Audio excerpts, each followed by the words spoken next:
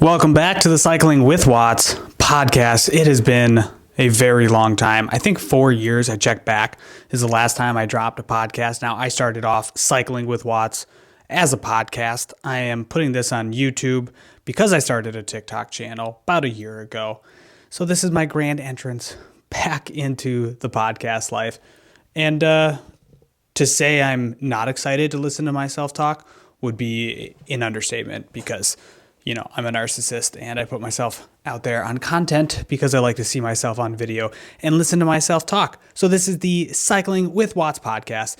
It is all things cycling. We do a little bit of pro cycling. We do a little bit of training. We do a little bit of gear reviews. We do a little bit of nutrition. We do a little bit of it all. And this is being put up on YouTube while also being put out into the podcast universe. Let's dive into it. Today, I am in my pain cave, which you can see on video, but I'm in my Zwift room because this is where I spend about 6 months of my year when I'm on the bike because I live in Minnesota and we get pounded with snow and very cold weather. So this is December, and even though we don't really have snow yet in Minnesota, very odd for this time of the year, still just a little too cold to be biking outside. So we're all indoors. And so we're going to talk all things indoor cycling, a little bit of setup, a little bit of which platform you should be using, or I'll at least give you my take on all the platforms out there. And then what I'm doing in my indoor training this off season, because it includes some different things that I've done in the past. So if you're listening to this podcast and you haven't heard me for 4 years, I'll give you a quick little update on my life. So I'm still racing, which is very fun. It looks a little bit different because now I have 2 kids. I am a dad of 2, married, full-time job. So I'm juggling all of that while also trying to be a competitive racer. I am a Category 2 racer on the road, Category 3 in cyclocross, hoping to upgrade next year to be Cat 2 across the board. It was always a big goal of mine. I wouldn't say it's necessary for anybody. It was always a goal of mine, and now I'm there, and I probably won't be winning many races these days anymore, racing against the 1-2 fields. But that's okay. It was always a goal of mine. Really glad I reached out the road. Now I got to try to reach it on cyclocross. Little bit of update just to catch you all back up. Oh, that's a timer going off. I set a timer for this podcast, forgot that I set it, and now it's going to make it into the podcast. Well, that's if my microphone picks it up. So let's drop into today's topic, indoor cycling. First up, what do you need in order to go big on your indoor cycling journey? Well, I would highly recommend a direct drive trainer. I think that's where you need to start, is what trainer are you going to use? If you have a wheel-on trainer right now, keep using the wheel-on trainer.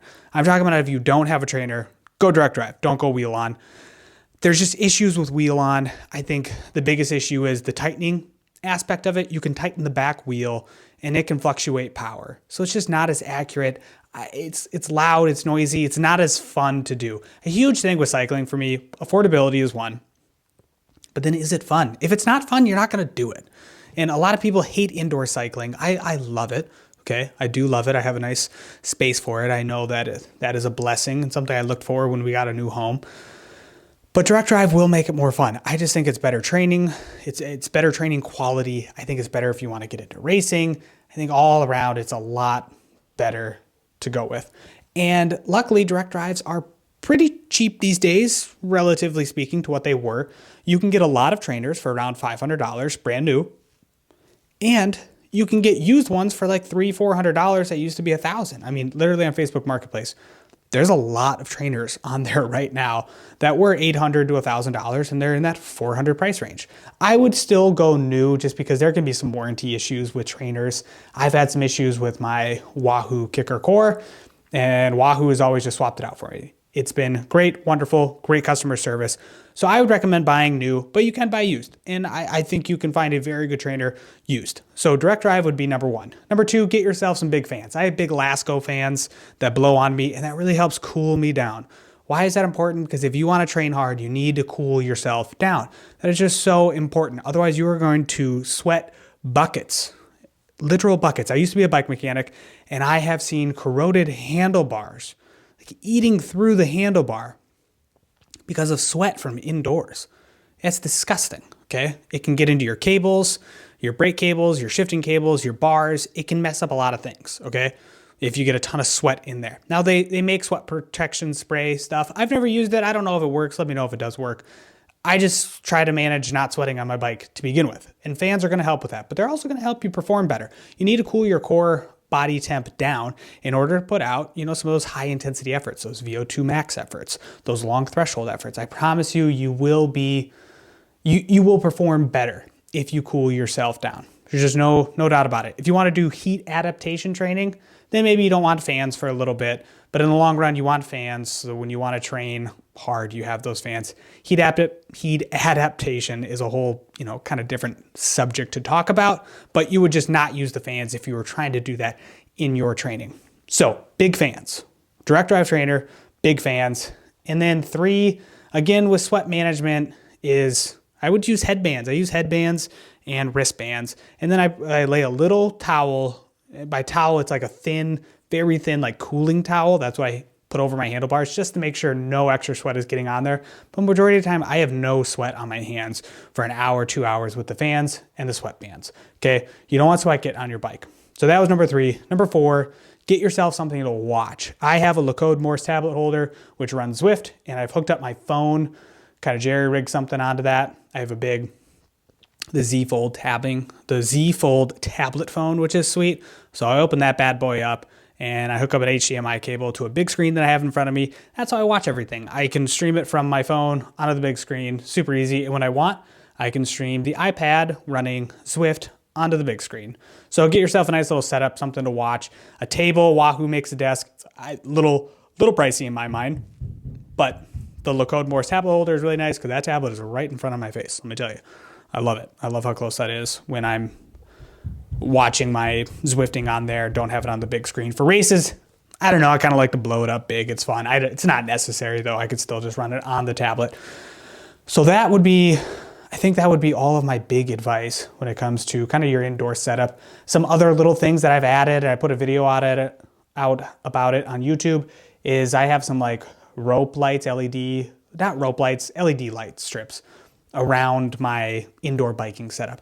And does it make it like fun and enjoyable. I can get the lighting exactly how I want in here. It just kind of spruces up the space and makes me feel good about getting on the bike. I like to wear good kit when I'm inside as well, because it makes me feel good. And when I feel good, I want to train. I'm not saying you have to wear expensive kit or not expensive, good kit, but a lot of people don't wear good kit indoors. And for me, that really helps me get on the bike. And indoor training for me is like, the biggest battle is just getting on the bike. Once I'm on the bike, I'm usually pretty fine. Like I can entertain myself with shows and TV and things like that. So I put on good kit. Similarly, the lighting condition. The lights in here, it just makes me want to train. It's cool. And they're super cheap. They're like $15 that cover a lot of space. So for like $45, $50, you can put up a ton of lighting if you have the space for it. If you don't, if you're setting it up in your living room and whoever you're living with doesn't want you to add those lights, well, I can't help you there. But if you have dedicated space, that's what I would recommend. I also don't have like a bunch of junk around my space. I know for some people, like it's unavoidable if you're in a basement or something, but I can't think when I am cluttered like that. So all my Zwifting spaces, whether it's been in a living room setting, whether it's been in an office setting or now in a dedicated room, I keep it somewhat clean. Like that helps me focus when I'm biking. And again, all these things are helping me get on the bike. So that's just kind of extra side tangent nugget, is like I remove a lot of these things out of my life that would maybe hamper me from getting on the bike or make me pause or like, I need to do that. And then you just don't get on the bike. So that all aside. Now, at the beginning of the podcast, I said I'm a dad of 2. And we're going to get to the platforms that I like here in a second. But I just want to tell you how crucial indoor cycling is to my fitness. I'm a dad of 2, work full time, married. I like to keep a life outside of cycling. I love cycling, but indoor training has literally, it's one of the sole reasons I'm able to perform at the level I'm able to perform, because I just do not have the time to ride outside these days. And I had my first kid 2020, end of 2020. So COVID, I got to train so much outside. My wife was pregnant. She was like, sure, go do your thing. But now that we have a kid, I don't have that time to ride outside anymore. And indoor training is just so quick and simple. Like you can just pack so much training into a short period of time. I mean, when I'm being dead serious when I say 6 to 8 hours is my normal week of training. To some people, that's going to seem super small. To some people, that'll seem big. But 6 to 8 hours, of training a week is generally what I am putting in. And that's because I'm doing structured training indoors, where an hour workout it's a big bang for your buck, those hour workouts inside compared to outside. Outside, you have traffic lights, you have stop signs, you have cars. You just need to stop at times. It's really hard to hit that interval perfectly. Indoors, it's perfect every single time, basically. As long as you're putting out the watts, especially on ERG mode with your trainer, you just perfectly hit those workouts. Like I can't express how perfectly you can hit those workouts. And in an hour, you won't stop pedaling. And that does so much to your fitness and so much to your like aerobic base, where outside you're coasting, at times you're stopping, you're waiting for the light to turn, you're at a stop sign, whatever it may be. Like you are coming to a slowdown, stopping, and then you have to ramp back up. You never stop pedaling indoors, which I think really helps your fitness long run. But I can get on the trainer at 5 in the morning when it's dark outside. It's not that safe to do that outside. Yeah, I've done it, right? Of course, like with lights and made it safe, but practicality, I mean, just being practical, it's way easier to be inside. So that's like, as a dad of 2, full-time worker, indoor training it's so crucial to what I want to accomplish out on the road in my racing and in cyclocross. It frees me up so much extra time. And when I get on the bike at 5, I'm done at 6. I am done at 6. And I can swoop right into dad mode. Like the other night I did a Zwift race. My wife let me do it. It was at 6 o'clock at night. I think 6:30 it started. It was a 40-minute race. So I warmed up for about a half hour, 40-minute race. And like 2 minutes after I was done, I did a small warm up or warm down, cool down, small one. I went straight upstairs and did bedtime with my daughter. Like you just can't do that with outdoor racing or outdoor training. Like that was super nice. I just boom, done, go upstairs, bedtime with my daughter. She did care that I was a little bit sweaty. A little bit of an issue. I should have just changed before and then done bedtime, but that's been huge. Okay, let's get into platforms that I like. Zwift is my number one. It's been my number one since I started training because they've done a really good job of gamifying training. Plus, they have so many people on the platform and they have so many events. All those things kind of paired together. I think some other platforms do other aspects well, but they don't put the full package together like Zwift does. So the big factors for me on Zwift is there's so many people on there at one time.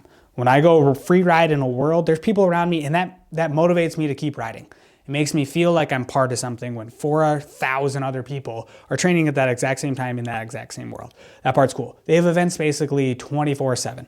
This is not sponsored by Zwift, by the way. I'm just trying to give my realistic opinion on what I think is the best. So they have events like 24/7, so many races that you can choose from, so many group rides, time trials. They have fondos. They just have a plethora of events going on all the time. They also have pace partners. So if you can't join an event at a certain time, you can grab a pace partner at 1.2 watts a kilogram, 3.4 watts a kilogram. I mean, they have like every range that you could think of, and it's basically a group ride happening 24/7.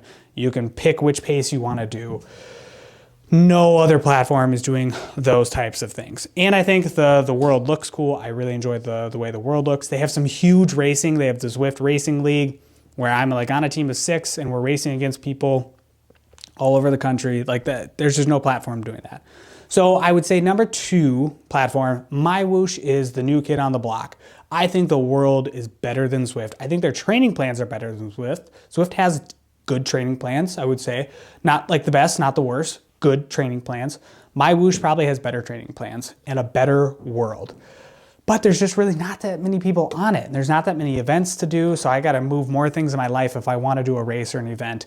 It's not as easy as Zwift. Zwift is way easier, but MyWhoosh is free. So that aspect is really cool. If you don't care about people being around you and you don't care about events, then MyWhoosh is a really good option. Now MyWhoosh also has some prize events where I think you can win money or you can win prizes. Like they do stuff like that, which is cool, I think. And they are hosting the Esports World Championships coming up in 2024. They made a partnership with the UCI for a couple of years. So that's cool. Like I think that's gonna elevate and get better. The graphics are incredible, but also device limitations. My iOS device could not run it. Like it had to be a certain iOS device that could run MyWhoosh, and that was limiting to me. I could only run it off my Android cell phone. And I don't have a computer right now. I don't even know if you can run it on a Mac. That'd be a good question, compatibility-wise. But that frustrated me. Like, I want to run it on my tablet. And that brings me to my third one, invaluable. Invaluable seems to be doing racing better than Zwift, racing better than MyWhoosh with some of their, requirements and trying to weed out cheaters. I think they're doing a good job of that, and they have some big things coming. Also free, invaluable. I think it's a cool platform, but I could only run it on my Mac, and my Mac really slowed up running it the couple times that I did it, and it would glitch. So every 2 seconds, my avatar would move. Wildly frustrating to look at. I was watching something on TV, but still, out of the corner of my eye, my avatar is glitching and this happened a couple times. I think invaluable has one thing figured out, even though it's kind of weird. They have bots in the game, so you feel like you're riding with other people, but they're bots, and they're not real. And I wasn't on the platform long enough to figure out who was real and who wasn't. So I didn't know that aspect of it. And there's only one world to ride in, where MyWhoosh, you can ride in 5 or 6 different real worlds, which is cool. Like Belgium they have on there, and they have some Middle Eastern countries. So that was cool. Zwift has made up worlds designed after real worlds. So a little bit of both. invaluable has one world that you can ride in. They have some decent training plans, but again, it's free. It's in this beta version right now, so I think that's going to elevate and get better. Then you have Ruvi, which is augmented reality. I never liked Ruvi that much. There's some people who do like it. I don't. I didn't like the augmented reality thing. Was just weird. Digital character outside. I just felt slow on it. Zwift makes me feel fast. MyWhoosh I felt fast on. invaluable I felt fast on, even though I'm sitting in one area. It just feels fast. There's something about feeling like you're going. Ruvi felt like I was just standing in place. I didn't really like that one. So, and it costs money. I just haven't spent that much time on Ruvi. The augmented reality thing just kind of shut it off for me from the beginning. It was kind of a non-starter. I didn't like that aspect of it. And then Full Gas. So I used Full Gas for a while back in 2020 because I was trying to do a 24-hour time trial, and they were hosting it on Full Gas. So Full Gas is you're looking through the lens of a GoPro attached to a bike on a real route, and then it dictates how fast you're going on that route based on how much power you're putting out through the pedals. I liked and didn't like that. Overall, I didn't like it because, again, I felt slow. I like looking at my avatar. It makes me feel like I'm actually doing something and riding. I didn't like looking at the GoPro camera. I didn't like it moving around. I like the fixed screen of Zwift. And it was glitchy. I had some issues with it. Now that back in 2020, I think it's a good option. There are people who I've chatted with who really enjoy looking at that screen. I didn't. It's paid as well, and they have some decent training plans. I didn't like looking at that camera. Even though I put out a bunch of race footage, personally, I don't like watching that when I'm training. It's me. You may be different. I'm trying to give you my opinion here. I didn't love Full Gas. And then the last, Wahoo has System X, and their training platform was solid, super solid training platform. But it showed me real videos of pro races. Kind of cool, kind of not cool. Didn't love it, but really solid training plan. So if you want the best solid training plan, be that mixed with Trainer Road. Geez, I haven't even talked about Trainer Road because it's not a game. But the best training plan probably out there is Trainer Road. You just don't get a game to look at. So you get this black screen with bars, which, again, best training platform, Trainer Road, hands down. But it's not a game, so I didn't really include it here. Zwift has been my favorite. That's my wrap on indoor cycling. Thank you so much for listening to the pod or watching on YouTube. Please subscribe wherever you are at. It really helps the channel out. And we'll see you in the next one.